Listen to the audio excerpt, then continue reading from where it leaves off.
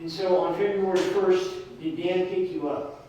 Yes, he did. Where did he pick you up? Picked up my house around 11, 12 in the morning. Okay, and so he is driving what? His pickup? Okay, and he drove down from Apple to pick you up in Lewiston? Yes. And from Lewiston, where did you go?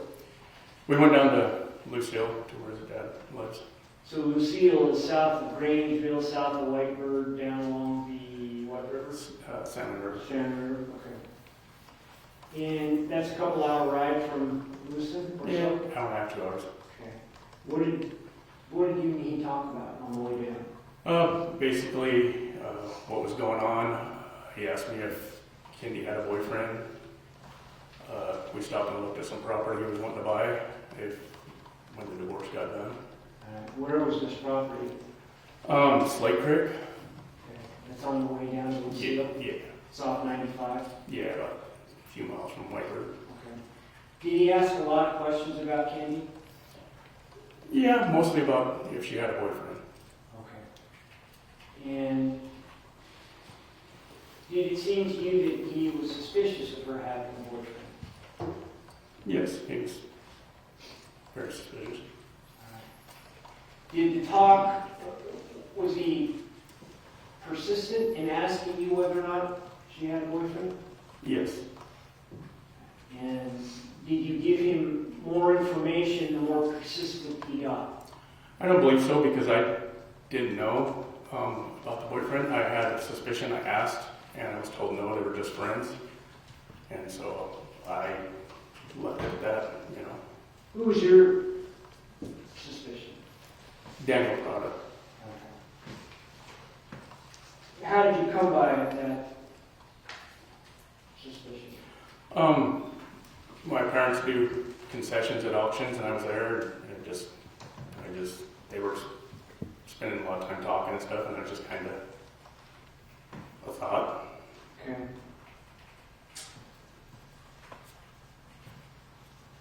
I know you say you didn't tell Dan who Kenny was having an affair with, but did you tell Dan who you had suspicions Yes, I did. of who Kenny was having an affair with? Yes. So who did you tell Dan Kenny was having an affair with in terms of your suspicions? Daniel Prada. Okay. Pardon me for a second.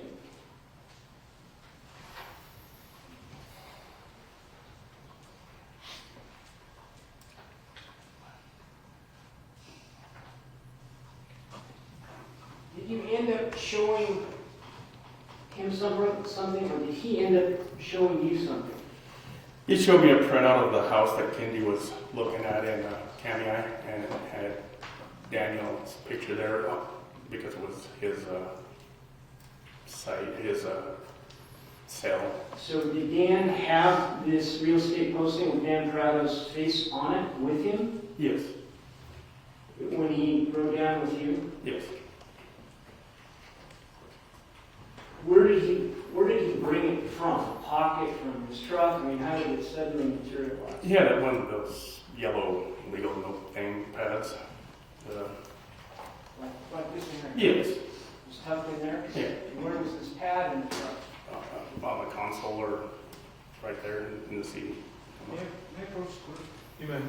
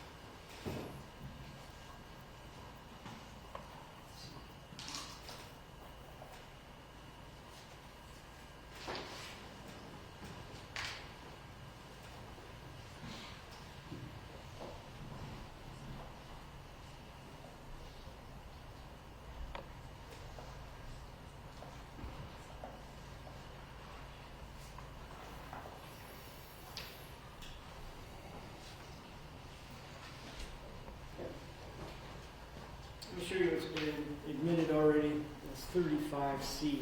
Does that look like the same thing? Yes, it's similar. We're gonna stick this on the old one.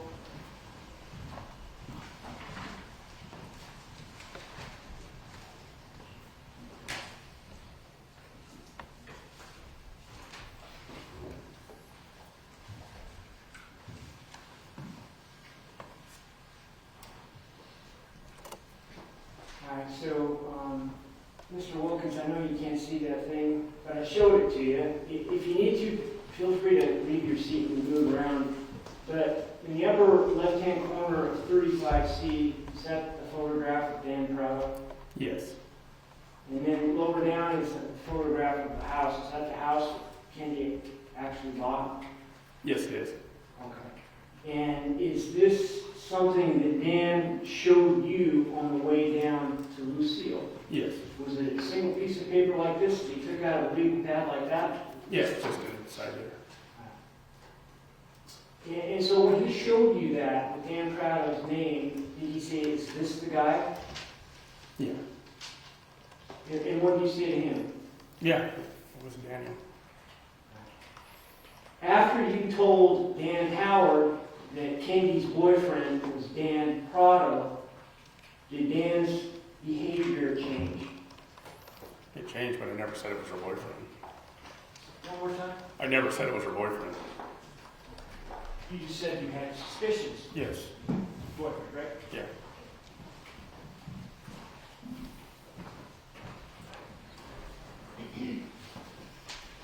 After, did Dan become agitated? Yeah, he seemed agitated, withdrawn a little bit. Okay. Did you eventually get down to Lucille that evening? Yes. What happened in Lucille? Really nothing. His dad wasn't ready to move stuff, so we just talked and ate dinner. So you drove down there for no reason, Pretty much. other than to have this conversation with Dan on the way down to Lucille? Yeah, and yeah.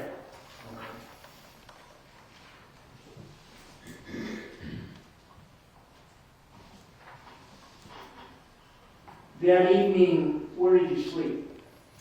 Upstairs in one of the spare bedrooms. Okay. And exactly who all was there?